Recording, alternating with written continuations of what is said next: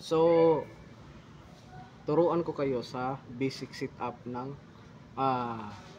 water pump, pressure tank, 5-way connector, check valve, pressure gauge, ball valve na brass, pressure switch, dalawang nipple na 1 inch, tapos isang elbow na 1 inch. So una, itong check valve. So tignan nyo yung arrow. Yan. So papasok doon yung tubig. Tapos lagyan natin ng nipple. Lagay natin dito.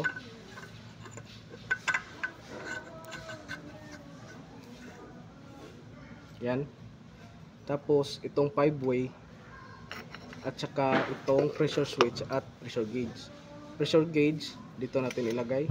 Hindi lang natin lalagyan ng tiklon kasi for demo lang to, hindi pa to set up. Tapos itong pressure switch,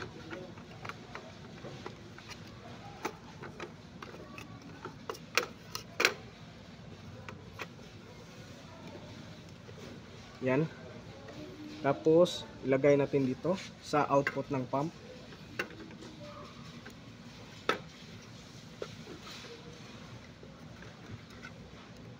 Yan. Tapos itong nipple,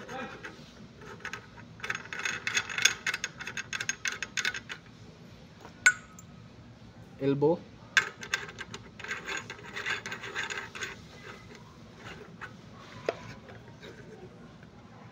nipple ulit, at saka ball valve na brass, threaded yan.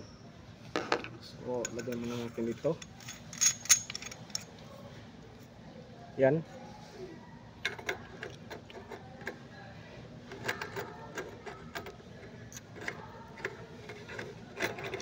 Dapat may valve talaga yung output ng pump nyo para ma-check nyo yung pressure nya. Titignan nyo lang dito sa pressure gauge. So yan. Tapos papatong na natin ito sa pressure tank. Yan. Yan. Tapos ito yung flexible hose para sa 5-way to pressure tank.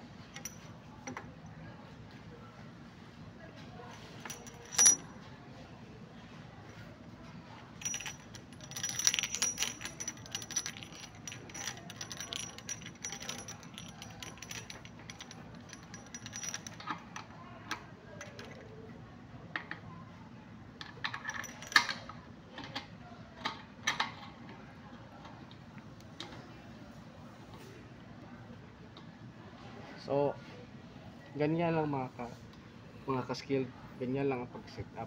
Depende na sa inyo yan kung anong gustong posisyon nyo ng flexible hose, yung pressure tank. Depende na sa inyo yan kung anong komportable para sa inyo. So ito yon. Tapos itong wire, ito yung magko-connect dito sa loob ng pressure switch. Tignan natin yung pressure switch para makita nyo yung connection.